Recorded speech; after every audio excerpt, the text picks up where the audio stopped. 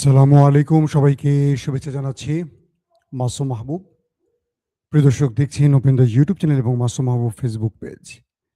আপনারা শুনতে এবং দেখতে পেলে আমাকে একটু কমেন্ট করে জানান। বেশ কয়েকটা গুরুত্বপূর্ণ খবর দিব এবং খুব অল্প সময়ের মধ্যে আমি চেষ্টা করব খবরটি শেষ করতে। প্রথম গুরুত্বপূর্ণ খবরটি হলো ইরানের সুপ্রিম কাউন্সিল সেক্রেটারি আলী লারিজানির হত্যার পর ব্যাপকভাবে ইরান শত্রু দেশটির ভেতরে হামলা করেছে। শতাধিক মিসাইল, ক্লাস্টারযুক্ত মিসাইল, ব্যালিস্টিক মিসাইল, ড্রোন এমনভাবে হিট করেছে পুরো দেশটার মধ্যে, সারা রাত ধরে সাইরেন বেজেছে এবং বিভিন্ন জায়গা থেকে আগুন আর ধোঁয়া দেখা গেছে। দ্বিতীয় গুরুত্বপূর্ণ খবর, আরবের বেশ কয়েকটি দেশে কালকে রাতে আবারও ইরান হামলা করেছে। বলা হচ্ছে এ পর্যন্ত মার্কিন যতগুলো টার্গেটে হিট করা হয়েছে, কালকের হিটগুলো ছিল ভিন্ন রকম এবং ইরানের পক্ষ থেকে দাবি করা হয়েছে ২০০ মার্কিন সেনা ওপারে চলে গেছে এবং বিপ্লবী গার্ড বাহিনীর স্পেশাল ফোর্স বাসিস ফোর্সের যিনি প্রধান, তার মৃত্যু ইরানকে অনেক বড় চাপে ফেলে দিতে পারে, দাবি মধ্যপ্রাচ্যের সামরিক বিশ্লেষকদের। এবং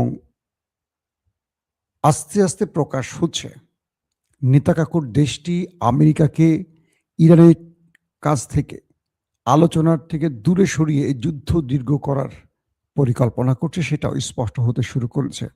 পাশাপাশি হিজবুল্লাহ ব্যাপকভাবে দখলদার দেশটির ভেতরে হামলা করেছে। দর্শক, এছাড়া আরও অনেকগুলো খবর থাকবে, পাকিস্তানের প্রসঙ্গে থাকবে। আশা করি পুরো ভিডিওতে আমাদের সঙ্গে থাকবেন। আমি শুরুটাই করি পাকিস্তানকে দিয়ে, যেহেতু আপনারা অনেকেই পাকিস্তানের খবর জানতে চেয়েছিলেন। প্রসঙ্গটা হলো যে পাকিস্তান আসলে কি করছে এই মুহূর্তে। একদিকে আফগানিস্তান চলছে ভারতের প্রেসক্রিপশনে, অন্যদিকে আসিম মনির সরকার চলছে মার্কিন প্রেসক্রিপশনে।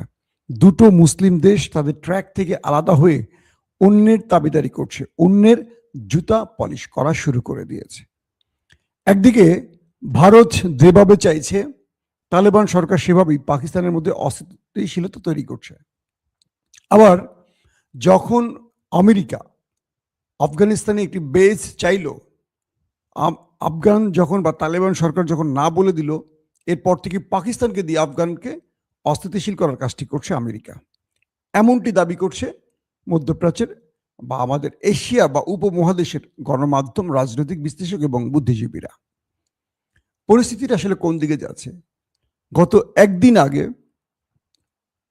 হঠাৎ করে আফগানিস্তানের কাবুলে একটি রিহ্যাব সেন্টার, যেখানে মাদক নিরাময় কেন্দ্র বলা হয় যেটাকে, সেখানে একটি এয়ার স্ট্রাইক হলো। পাকিস্তানের এয়ারফোর্স একটি বড়সড় অ্যাটাক করে। সেই অ্যাটাকে 400 জন মারা গেছে। কল্পনা করতে পারেন, শবে কদরের রাতে, রোজার মাসে পাকিস্তানের মতো একটি মুসলিম দেশ আফগানিস্তানের একটি রিহ্যাবে, মাদক নিরাময় কেন্দ্রে অ্যাটাক চালিয়ে প্রায় 400 জনকে মেরে ফেলেছে। পুরো পৃথিবী এই ঘটনায় অবাক হয়ে গেছে। এখানে দুটো তথ্য এসে পাকিস্তান বলছে এটা তারা করেনি। প্রথমে তারা বলেছে এয়ার স্ট্রাইক করেছে তারা, সেটি হলো অস্ত্রের ডিপুতে। আফগানিস্তানে যারা সন্ত্রাসী, যারা আত্মঘাতী হামলা করে, তাদের অস্ত্র কারখানায় হামলা হয়েছে। পরক্ষণে যখন জানা গেল যে এটি রিহাবে হামলা হয়েছে এবং নিরপরাধ মানুষগুলো মারা গেছে, তখন পাকিস্তান বলছে এই হামলাটি তারা করেনি, এটি ফলস ফ্ল্যাগ অপারেশন হতে পারে। I don't know. বিষয়টা হলো যে এই ঘটনাটির কারণ কি, কিভাবে কি ঘটলো, এটা নিয়ে এখন বিশদ আলোচনা হবে এবং পাকিস্তান এখন পর্যন্ত এটার জন্য দায়ী বলা চলে। এই রিহ্যাব সেন্টারটি প্রায় 16 সাল পর্যন্ত, 2016 পর্যন্ত এটি ছিল মার্কিন যুক্তরাষ্ট্রের আন্ডারে, অর্থাৎ তখন আফগানিস্তান মার্কিনীদের দখলে ছিল। এরপর 17 থেকে এটা আমেরিকাই রিহ্যাব সেন্টার বানায়, মাদক নিরাময় কেন্দ্র বানায়। এরপর 21-এর দিকে যখন তালেবানরা ক্ষমতায় আসে, তখন এটাকে রিহ্যাব হিসেবেই রাখা হয়। কিন্তু 16 পর্যন্ত এই ঘাঁটিটি আমেরিকা অস্ত্রের ঘাঁটি হিসেবেই রাখে। তো তথ্যের এখানে ভুল থাকতে পারে।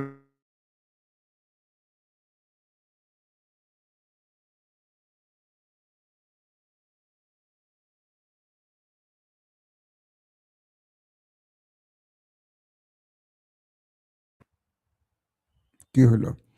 পরক্ষণে হয়তো পাকিস্তান বুঝতে পেরেছে তারা নিরপরাধ মানুষ মেরেছে, তাই তারা এখন অস্বীকার করছে। প্রশ্ন হলো, পাকিস্তান কি ভুল তথ্যের আলোকে এতগুলো মানুষের জীবন নেয়ার অধিকার রাখে? এটা পাকিস্তানকে অবশ্যই জবাব দিতে হবে।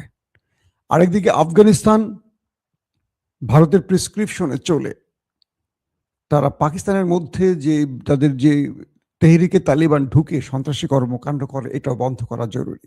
অর্থাৎ দুটো মুসলিম দেশ ভিন্ন ট্র্যাকে চলে গেছে, দুটো পরাশক্তি বা দখলদারদের হাতে তারা এখন কি বলবো নিজেকে বেঁধে রেখেছে, একটা আমেরিকা একটা ভারতের কাছে। এখান থেকে মুসলমানদেরকে বেরিয়ে আসা খুব জরুরি। দর্শক, আসছি দ্বিতীয় গুরুত্বপূর্ণ খবরে। ইরানের সর্বোচ্চ নেতা আলী খামেনির, যিনি ডানহাত বলে খ্যাত ছিলেন এবং সুপ্রিম কাউন্সিলের অন্যতম ব্যক্তি আলী লারিজানি শহীদ হয়েছেন, এই খবরটি ইরান অবশেষে স্বীকার করেছে। শুধু তাই নয়, ইরানের বিপ্লবী গার্ড বাহিনীর যে স্পেশাল ফোর্স বাসিস ফোর্সের প্রধান, তিনিও শাহাদাত বরণ করেছেন। পাশাপাশি মানে যিনি সুপ্রিম কাউন্সিলের সেক্রেটারি, তার যে উপ সহকারী, তিনিও শহীদ হয়েছেন। তার মানে একই দিনে ইরান আরেকটি বড় ঝাটকা পেল।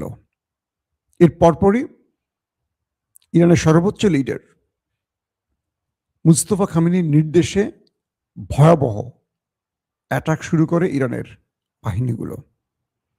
বলা হচ্ছে নেতা কাকুর বাড়িতে শতাধিক মিসাইল এবং ড্রোন হিট করা হয়েছে।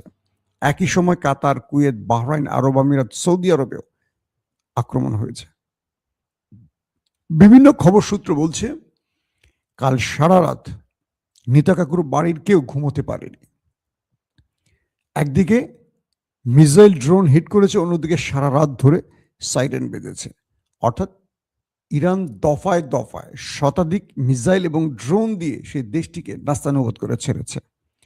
তেল আবিব, হাইফা সহ গুরুত্বপূর্ণ যে শহরগুলো আছে, মিলিটারি স্টেশনগুলো আছে, মিলিটারি ঘাঁটিগুলো আছে, যেখান থেকে আক্রমণ পরিচালনা করা হয়, টার্গেট জায়গাগুলোতে সারা রাত ধরে খামেনি বাহিনী অ্যাটাক করেছে। এবং সেই দেশটির ভেতরে শুধু একটার পর একটা অ্যাটাকের আওয়াজ সারা রাত ধরে হয়েছে। মানুষ সারা রাত বাংকারে থেকেছে, ঘুমোতেও পারেনি। মানে ধোলাইটা হয়েছে ব্যাপক আকারে। বলা হচ্ছে এ যাবৎ 18 দিনের যুদ্ধে সবচেয়ে বড় আঘাতটি কাল রাতে করেছে ইরান, এটি বলা হচ্ছে। এটার হয়তো আরো অনেক ফুটেজ আপনারা দিনের পরবর্তী আমাদের লাইভ সেশনগুলোতে পেয়ে যাবেন। তো ইরান এই আক্রমণটার গতি এত বাড়িয়েছে, কারণ আপনাদেরকে আমি এর আগে বলেছিলাম যে আসছে 72 ঘন্টা ভয়ঙ্কর 72 ঘন্টা হতে পারে। সেটা শুরু হয়ে গেছে। 72 ঘন্টার প্রথম প্রমোশনাল বা প্রথম টিজার আপনারা দেখে ফেলছেন গত রাতে। নেতা কাকুর কয়েকটি সেনা ক্যাম্প উড়ে গেছে, ট্রেন স্টেশন হিট করা হয়েছে, তাদের বেশ কিছু গোয়েন্দা ইউনিট হিট করা হয়েছে, যেখান থেকে ড্রোন বা মিসাইল ছোড়া হয় সেই স্টোরেজে হিট করা হয়েছে। বলা হয়েছে যে তেল আবিবের কয়েকটি মিলিটারি স্টোরেজ, যেখানে মিলিটারি সরঞ্জাম, সেখানে হিট করা হয়েছে, সিরিজ হিট করা হয়েছে। অর্থাৎ এক বাক্যে সারা রাত ধরে সেই দেশটির মানুষ আর ঘুমোতে পারেনি। তারা একটা বড় রকম চাপের মধ্যে সারা রাত ছিল, কারণ একটার পর একটা মিসাইল আর ড্রোন হিট করতেছিল। এবং তাদের জনগণ এখন এক প্রকার ট্রমাটাইজ হয়ে গেছে যে কোথায় আমরা বসবাস করছি, কোথায় আছি আমরা। আমাদের শিশুরা, সন্তানরা, নারীরা এক ভয়ঙ্কর সময় পার করছে। সাইরেন আর মৃত্যু, আতঙ্ক, ধ্বংসলীলা চলছে সেই দেশটির ভেতরে। দর্শক, উত্তরের দিকে মানে নেতা কাকুর বাড়ির উত্তরে কেবল হিজবুল্লাহ টার্গেট করে একটার পর একটা রকেট মিসাইল ছুটছে, তারাও ক্লাস্টার মারছে, তারাও একটার পর একটা মিসাইল ছুটছে। আর দক্ষিণ ও মধ্য অঞ্চলে ইসরায়েলের এই জায়গাটা বেছে নিয়েছে খামেনি বাহিনী, এখান থেকে তারা হিট করছে। অর্থাৎ এই দুটো রাষ্ট্র দুই দিক থেকে ব্যাপক আক্রমণ চালাচ্ছে। আবার বলা হচ্ছে হিজবু বাহিনী ইরান থেকে আপগ্রেড অ্যাডভান্স মিসাইলগুলো পেয়েছে এবং সেগুলো এখন তারা ব্যবহার করছে শত্রুর বিরুদ্ধে। এতে করে তাদের অবস্থা আরো করুণ দশা হয়ে গেছে। পাশাপাশি কাতার, কুয়েত, আরব আমিরাত, বাহরাইন, সৌদি আরবেও আমেরিকার স্টেশনগুলোকে বা বেজগুলোকে টার্গেট করে হিট করা হয়েছে। এবং এই যুদ্ধে আরব আমিরাত, সৌদি আমেরিকার সাথে নামছে এমন একটি ঘোষণা আসছে, এমনটি শোনা গেছে। অর্থাৎ মার্কিন যুক্তরাষ্ট্রের অন্যতম একজন নিরাপত্তা প্রধান, তিনি কালকে চাকরি ছেড়ে দিয়েছেন। তিনি বলেছেন যে এই অন্যায় যুদ্ধে আমরা থাকতে রাজি না, এটা ডোনাল্ড ট্রাম্পের অন্যায় যুদ্ধ। এবং কয়েকজন গোয়েন্দা প্রধান সহ আমেরিকার যারা মার্কিন প্রেসিডেন্ট ডোনাল্ড ট্রাম্পের সবচেয়ে কাছের লোক, ডান হাত বলে খ্যাত, এরকম বেশ কয়েকজন, তারা তাদের পদ থেকে অবসরে যাচ্ছেন, মানে চাকরি থেকে ইস্তফা দিচ্ছেন। তারা বলছেন ডোনাল্ড ট্রাম্পের এখনই যুদ্ধ বন্ধ করা উচিত। এই যুদ্ধ আমেরিকার নয়, এই যুদ্ধ ইসরায়েলের। ডোনাল্ড ট্রাম্প রাষ্ট্রের জন্য নয়, তিনি ওই দেশটিকে খুশি করতে গিয়ে বা ওই দেশটির ফাঁদে পড়ে গেছেন। সময় থাকতে এখনই ফিরে আসা উচিত, কারণ যারা মারা যাচ্ছে তারা আমেরিকানরা মারা যাচ্ছে। যেখানে আমেরিকানদের কোনো ইন্টারেস্ট নেই, সেখানে কেন আমেরিকা এত মাসুল দেবে? তাদের সৈনিকরা মারা যাচ্ছে, তাদের প্রচুর সম্পদ ধ্বংস হচ্ছে, তাদের জেরার্ড ফোর্ড, তাদের সবচেয়ে বড় রণতরী, সেখানে আগুন ধরে 30 ঘন্টা আগুন জ্বলেছে।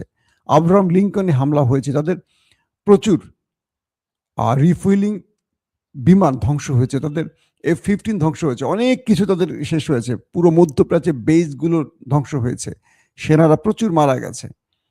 এগুলো গোপন করে তিনি যে যুদ্ধটা চালাচ্ছেন, এটার বিরোধিতা স্বয়ং এবার মার্কিনীরা শুরু করে দিয়েছে। অর্থাৎ ঘরে বাইরে ডোনাল্ড ট্রাম্প একটা মহা বিপদে পড়ে গেছেন। তিনি আর এটাকে টেনে নিতে পারছেন না। যখন তিনি পারছেন না, তখন নেতানিয়াহুকে খুঁজে পাচ্ছেন না, তিনি কোথায় আছেন কেউ জানেন না।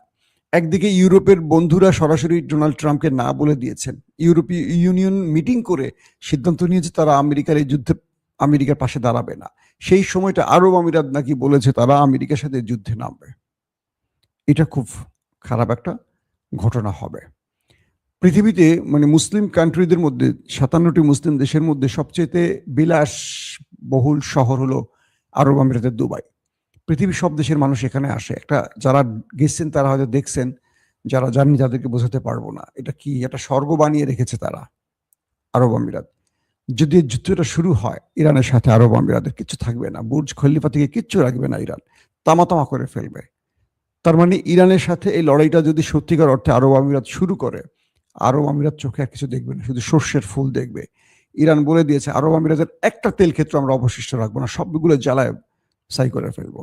এবং আরব আমিরাত যদি আর একবার শত্রুকে ঘাঁটি দেয় আমার দেশে আক্রমণের জন্য, তাহলে তাদেরকে এর পরিণতি ভোগ করতে হবে এবং সারা জীবন অনুতপ্ত হতে হবে। কে বলছে? ইরান বলছে এই কথা। তার মানে আরব আমিরাত যেন এই ফাঁদে না পড়ে আমরা চাইবো, কারণ আরব আমিরাত যাই বলি না কেন দিন শেষে একটা মুসলিম কান্ট্রি, কিন্তু তারা এখন আমেরিকার সাথে এই যুদ্ধে শরিক হতে পারে এমন আভাসও দিয়েছে ইতিমধ্যে। এটা খুবই দুঃখজনক ঘটনা। দর্শক,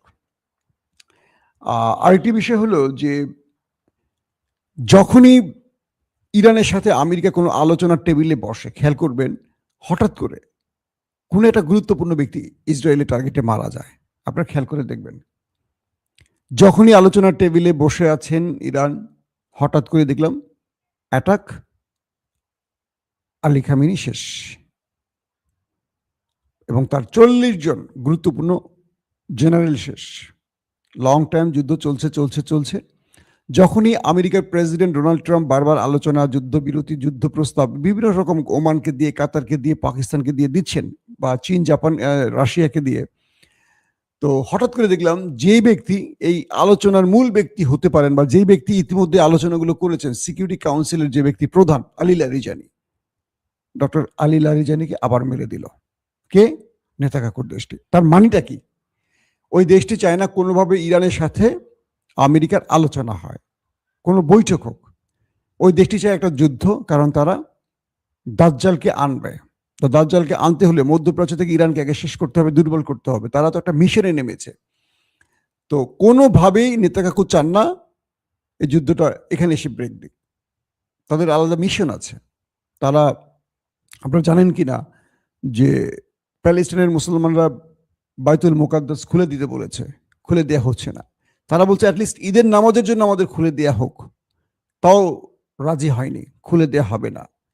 পিস অফ কি বলে, বোর্ড অফ পিস করছেন ডোনাল্ড ট্রাম্প। কাদেরকে নিয়ে? পাকিস্তান, মালয়েশিয়া, মুসলিম, ইন্দোনেশিয়া, মুসলিম দেশগুলোকে নিয়ে। কই মুসলিম দেশগুলো? বলেন আমেরিকাকে যে ঈদের নামাজটা অ্যাটলিস্ট পড়তে দেন। বাইতুল মুকাদ্দাস তারাবি তো হয়নি, পুরোপুরি বন্ধ।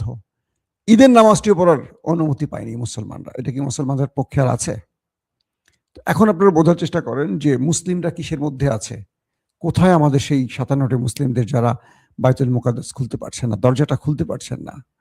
তো সেখানে এখন আমেরিকাকে, আরব আমিরাত একসাথে মানে কোয়ালিশন করে যদি যুদ্ধে নামে, এটা আরব আমিরাতের জন্য খুব খারাপ একটা রেকর্ড হিসেবে তৈরি হবে। দর্শক, পাশাপাশি এই মুহূর্তে আমেরিকার উচিত হবে যে কোনোভাবে আলোচনার মাধ্যমে যুদ্ধটা শেষ করা, কারণ তাদেরকে ফাঁদে ফেলে দিয়েছে। আমেরিকার সবচেয়ে বড় বিপদ বা ট্রাম্পের জন্য সবচেয়ে বড় বিপদ হলো তার জেনারেলরা তার কথা শুনছে না, সবাই তার থেকে মুখ ফিরিয়ে নিয়েছে, একে একে অনেকেই সরে যাচ্ছে তার পাশ থেকে, চারদিক থেকে তার উপর চাপ আসছে, সব দিক থেকে চাপ আসছে, ট্রাম্প পুরো একা হয়ে গেছে, যে কারণে ইউরোপের বন্ধুরা, ন্যাটোর বন্ধুরা কেউ তার পাশে নেই, সবাই তাকে মুখ ফিরিয়ে নিয়েছে তার কাছ থেকে। একটাই কারণ, এই যুদ্ধটা তারা বলছে অন্যায়, এবং এখানে আমেরিকা ডাইরেক্ট বলে দিচ্ছে, আমেরিকার জেনারেলরা, যে এটা ইরান কখনো আমেরিকার জন্য থ্রেট ছিল না, এটা ওই নেতা কাকু ট্রাম্পকে ফাঁদে ফেলে কাজটি করেছে। ডাইরেক্ট এভাবেই বলছে। এটা কারা বলছে? মার্কিন জেনারেলরা বলছে। শেষ পর্যন্ত সেদিকে আমেরিকা পা দিয়ে এখন হরমুজ প্রণালী নিয়ে আমেরিকা লেজে গোপরের অবস্থা। দর্শক, আজকে যে বড় রকম অ্যাটাক হয়েছে, সেই অ্যাটাকের লেটেস্ট আপডেটগুলো আমরা পরবর্তী ইফতারের পর দেওয়ার চেষ্টা করব। এখন শুধু আসতেছে যে আক্রমণ হয়েছে, কি পরিমাণ ক্ষয়ক্ষতি, কোথায় কোথায় ডিটেলটা আসুক, আমরা পরবর্তী লাইভ আপনাদের জানিয়ে দেব। এখনকার মতো বিদায় নিচ্ছি, প্রত্যেকে ভালো থাকবেন। আল্লাহ।